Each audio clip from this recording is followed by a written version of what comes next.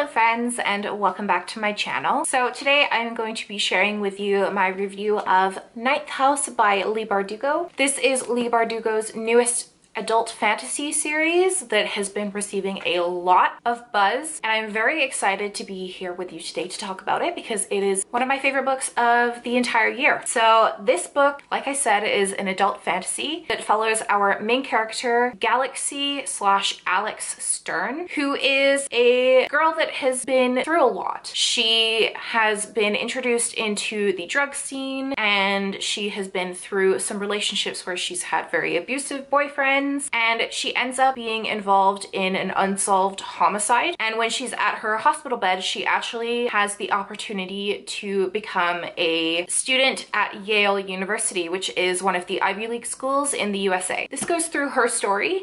So this is categorized as a paranormal murder mystery / adult fantasy. It defies genres a little bit, and what I'm going to be talking about is all of the aspects of this book that made it a 5-star read for me. So the main thing that I want to preface this review is by saying that this book is a very, very dark book. If you are not in a good place to read this book, whether it be you have mental health issues or you're stressed, I would definitely recommend just being very cautious of reading this book because it is very triggering. I myself do have mental health issues, and whilst there are things in here that didn't necessarily trigger me, there were things in here that made it very, very hard to read sometimes. And so I basically had to take very, very long breaks when I was reading this sometimes, especially if something potentially triggering to other people happened. I just had to make sure that I was in a good headspace, and if I wasn't, then I just wouldn't read. So I'm going to go over the trigger warnings that I can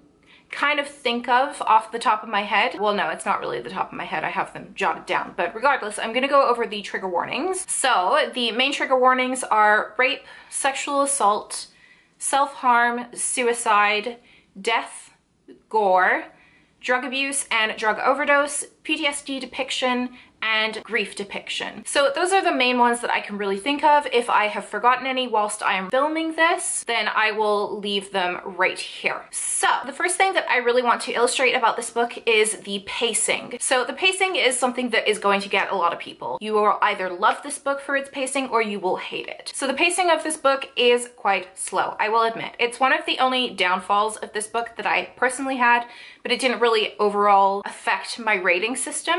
So it is very, very slow, like I said. It took me around about 100 pages to get into. Usually that's my cutoff if I don't feel like it's picking up, or if I don't really like where it's going or where I think it's going, I will just stop reading it. Luckily, it started to pick up personally for me at the 100-page mark. We started to get a lot more information, and so I didn't actually put it down. There were times where I thought I was going to put it down, but after everything started to kind of flow, I realized what was happening, and it made it a lot more clear to me. The setup of this book is something that might also get some people. So it's told from alternating perspectives, and it's also told from alternating timelines. So the first perspective that we get is from Alex's perspective, who is the main character, and then the other perspective that we get is from Daniel Arlington, which is one of the main / side characters. And so we really get to see some things from two people's point of views, and it's really interesting how it's split up, because it's also split up in, like, I think the Americans call it quarters. I think that that's how Yale does it, at least, where it's like spring, summer, autumn, winter, specifically to like their school system. So Alex is in the fall, and then Daniel is in the winter. It kind of meshes together at the end, and it's really, really cool to see how everything kind of like ties its loose ends together. And the ending, like, oh my god, the ending, like, killed me. I was shocked at the villain, and I was shocked at some of the stuff that happened, and I was just like, holy crap,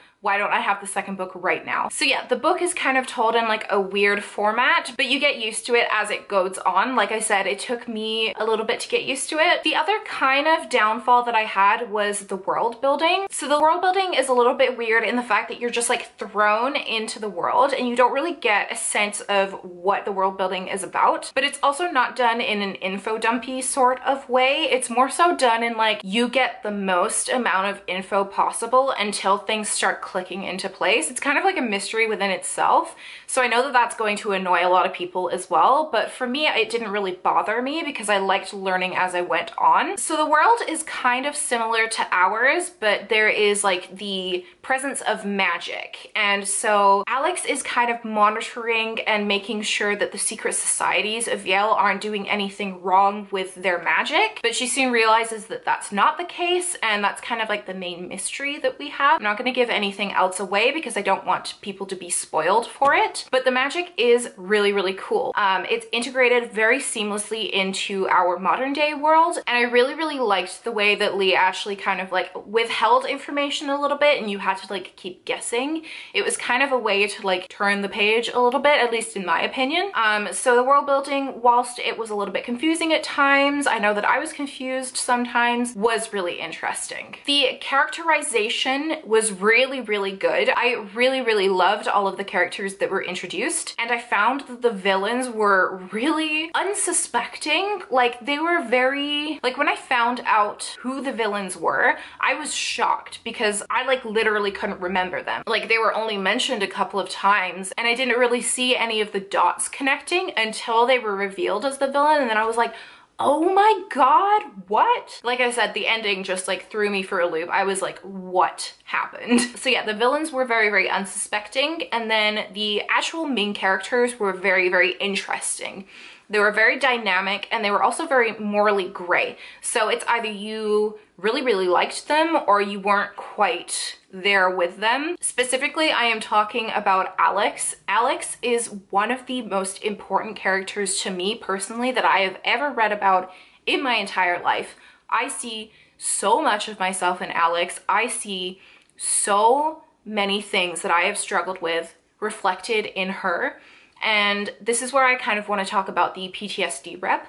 I've talked about it a little bit more extensively in one of my vlogs where I actually am reading Ninth House. So if you would like to see that, if I don't cover anything that I covered in that video, I will link it up here so that you can watch that. But essentially, this book, whilst it is about magic, its main focus is about the trauma that Alex goes through and how she doesn't necessarily know how to deal with it. And it's really interesting to me because whilst I've never really dealt with anything that she's personally dealt with, all of the feelings that she had about those things that she was dealing with were so familiar to me. It was almost like I was reading about myself. And it's really, really interesting that that happened because I never thought that I would ever see myself like that in a book. And it's just so special to me. This book will literally be the one book that I turn to when I say, what am I feeling? That's what I'm feeling, you know? It's just really, really special to me. And I really hope that people who feel the way that I feel the way that Alex feels, will be able to find comfort in this. Whilst it is not a very, very happy story, it's a very sad, a very dark story. I hope that people can find comfort in that, and that's exactly what Lee did for me, and I am just so thankful for her that she was able to do that for me. When the book first came out as kind of like buzz, and when people were first starting to talk about it, the trigger warnings were actually released by an early reviewer, and I was very hesitant because I didn't know whether I wanted to read a story like that. But for me personally,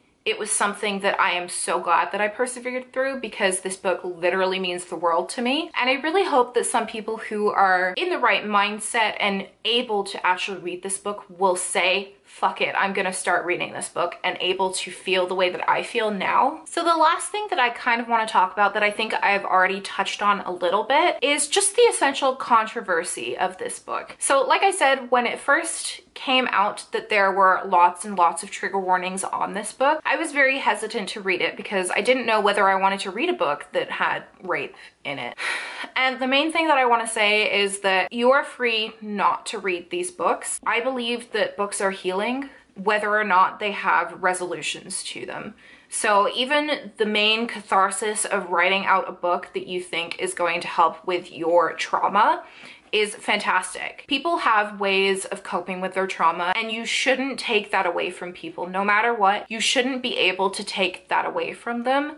that is their way of coping with their trauma, and I think that it's unfair of people to completely assume that this book is all bad just because it has bad stuff in it. I'm not saying that you should read it because of this. Like I said, this book will be polarizing to a lot of people, and there are things in here that will make people uncomfortable and will make people triggered, and if that is you, you do not have to read it. But if you are going around saying that a book shouldn't contain any dark material just because it triggers someone or because you think that it's wrong, you should probably not do that, because like I said, people deal with trauma in different ways, and I am certain that Lee wrote this book to deal with that. That's really all I have to say about this book. Like I said, it is going to be a very polarizing book. Some people will love it and some people will hate it.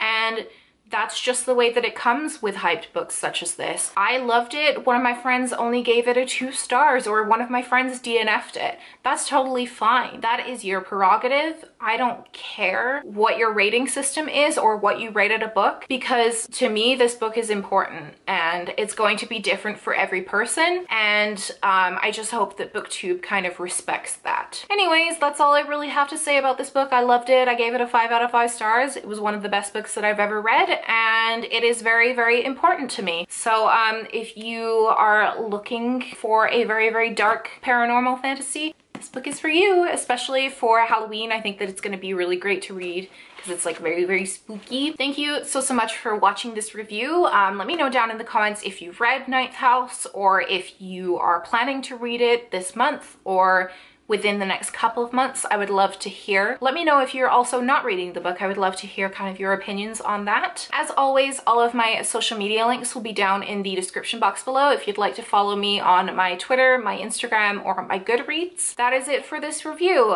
Thank you so much for watching, and I will see you in the next video. Bye!